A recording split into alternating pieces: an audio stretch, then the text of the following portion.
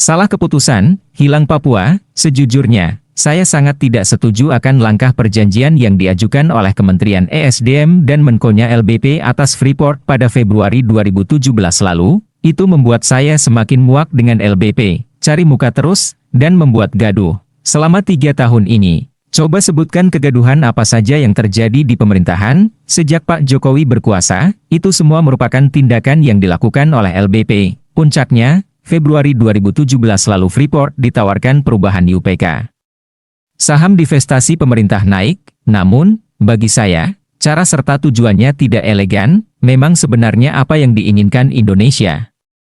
ESDM dan Menkonya mengerti geostrategi atau tidak, tindakan mereka itu bisa membuat masalah.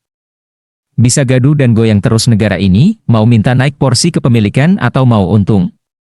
Naik saham itu belum tentu bikin untung. Kalau Freeport arbitrase, artinya tidak akan ada produksi, yang ada justru pengangguran terjadi, hilang potensi lebih dari 30 triliun rupiah per tahunnya. Sudah mana ekonomi sulit gara-gara cara LBP kerja, APBN tidak imbang, pendapatan negara dari Freeport pun menurun, sedemikian kesalnya saya.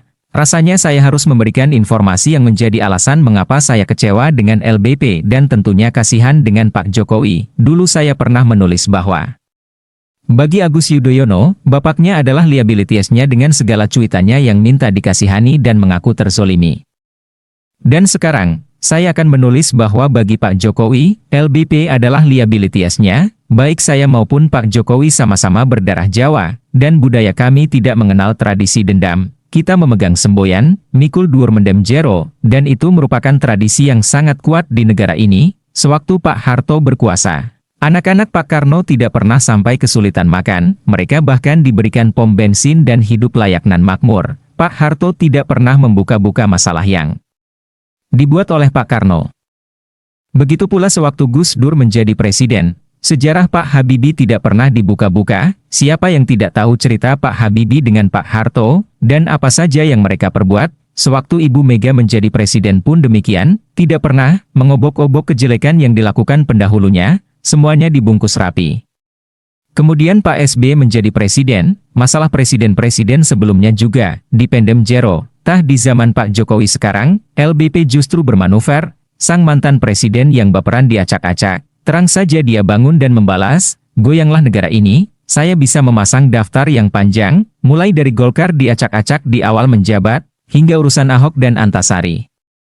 Semuanya dimainkan LBP demi menekan sang mantan. Budaya dendam seperti ini saya yakin bukan bawaan alami Pak Jokowi. Itulah yang membuat saya kecewa dengan kehadiran dan peran LBP, yang selalu menari dan meminta panggung. Bagi saya, sudahi cara-cara seperti itu, damailah. Pak Jokowi, jangan turuti LBP. Lalu mengenai Freeport, pemerintah mengusulkan 51% saham, mungkin sekilas pemerintah tampak seperti pahlawan. Lantas, apakah Freeport mau? Freeport sempat mengancam ingin melakukan arbitrase, kalau mereka menang, bisa habis tanah air ini dikeruk. Lalu, bagaimana kalau Freeport kalah? Mereka dapat saham 49%, dan sepertinya negara menang dengan 51%, tetapi kira-kira apa yang bisa kita lakukan?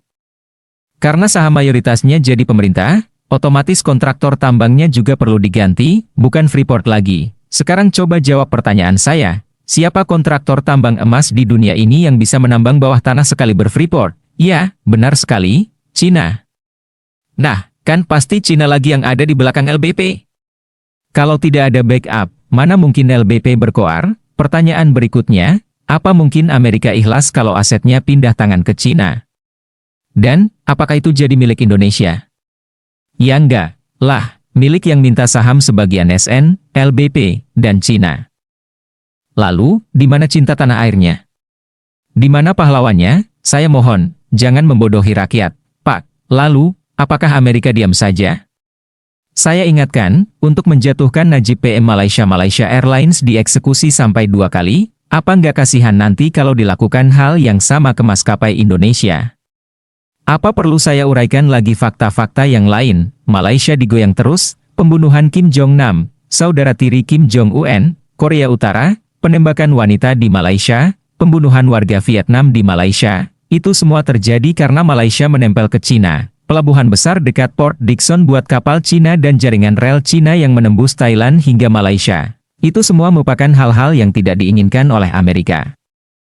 Jadi untuk menghadapi Freeport, jangan begini caranya, Pak LBP. Anda membuat gaduh.